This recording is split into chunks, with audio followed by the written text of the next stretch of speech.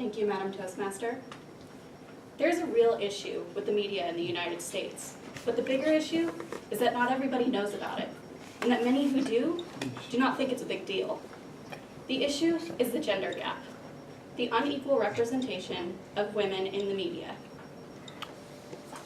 As associate editor of The Whip, an online news publication dedicated to publishing the unique perspectives of women, the gender gap is a big deal to me.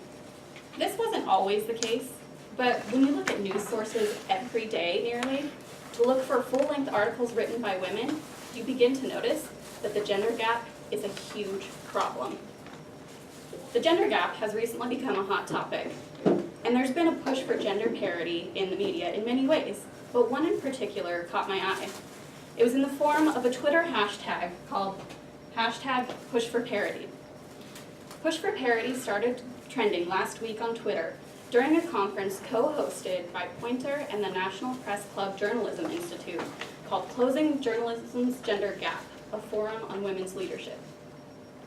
Many journalists and media professionals were tweeting in real time during this conference to share words of wisdom from the women who were on the panel and to allow people who were not present to ask questions of these women in the media, identifying their tweets with this hashtag. Much to my disappointment, this hashtag very quickly died out after the conference was over. I was disappointed because for 2 or 3 days, there was enough interest about this issue to actually create social change. So what does this mean for parity if this hashtag died out? Well, it could be viewed as though it's not important, there's no need to push for parity. But if you look at the reality of media in the United States, you will realize that it's quite different. I'm going to share with you 3 facts about media in the United States that will show you what the reality of the media is and why push for parity was so important. These facts come from the Women's Media Center report, The Status of Women in the U.S. Media in 2014. This report is based on a study that looked at 27,000 pieces of content from October 1st through December 31st, 2013. And they focused on the gender breakdown of full-time newsroom staffers, paid freelance journalists, and unpaid contributors to many of the major news agencies within the United States.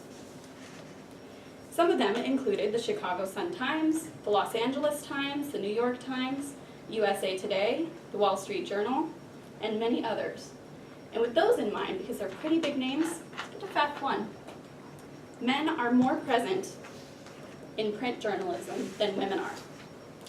Of the 10 most widely read newspapers in the United States, men had 63% of the bylines, which are the articles that appear on the front page of a newspaper. Women only had 37%. The New York Times was the worst, had the widest gender gap with 69% of bylines written by men, and the Chicago Sun-Times came the closest to parity with 46% written by women. As of 11 a.m. this morning, the New York Times has published 34 bylines by men and only 12 by women. And this is a website that is updated every single day looking at the New York Times, so this is something that can be seen, and it's consistently an issue. I've seen this fact firsthand in my time at The Whip. Every day, The Whip's small staff hand-selects bylines from around the world to publish on our website. There have been days where I have spent hours looking for articles and have only come up with 1 or 2. It's really not easy. Women constitute over half of the world's population, so shouldn't it make more sense for half of the media representation to be coming from women? This brings me to fact number 2. Women report on all topics less frequently than men, and they are often relegated to what the media calls soft topics.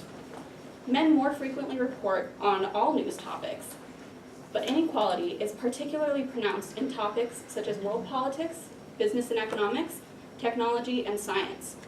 Women begin to approach parity in the reporting of news issues, which are referred to as soft topics like health, entertainment, lifestyle, and culture. By labeling these issues as soft, we assume they're not as important as politics or technology or any of the harder topics. Women can and do report on male-dominated topics, and when we refuse to acknowledge their stories, we take away the unique perspectives that they have to offer. Which is what brings me to fact 3. According to a study of articles published in the New York Times, women are quoted less than men. A three-month snapshot in 2013 of articles appearing in the New York Times front page showed that men were quoted 3.4 times more often than women, though the rate was not as high when women were the ones writing the story. According to the Bureau of Labor Statistics, women born in the early 1980s are 33% more likely to complete a college degree by the age of 27 than men are. So why is there this reliance on men to provide information for articles when there are clearly just as many or more educated women within those fields to be talking to? When we make the conscious choice to add a woman's expertise into our own work, whether here giving speeches or when we're writing, we do our part to help address this gender gap. This is only a snapshot of the reality of media in the United States. While I've focused on the gender gap in journalism, the gender gap is prevalent in all forms of media under the rainbow, from movies and television to the radio and online media. Even though the hashtag #PushForParity died out, the gender gap is still a very serious issue. But there have been some positive steps towards gender parity. There are institutes like the Women's Media Center and the Gina Davis Institute on Gender in Media that are doing their part to address this gap. There are also media outlets like the WIP that are publishing the voices of women so they can be heard. Now, I challenge you to push for parity in your own life. Look at where you're getting your news. Who's reporting it to you? When you read about issues that are important to you, does it matter if a man or a woman wrote them? Until we address issues like this and pay attention to things such as the gender of who we are getting our news from, push for parity will remain a failed Twitter dream. But if we work together, one day gender parity can become our reality. Thank you.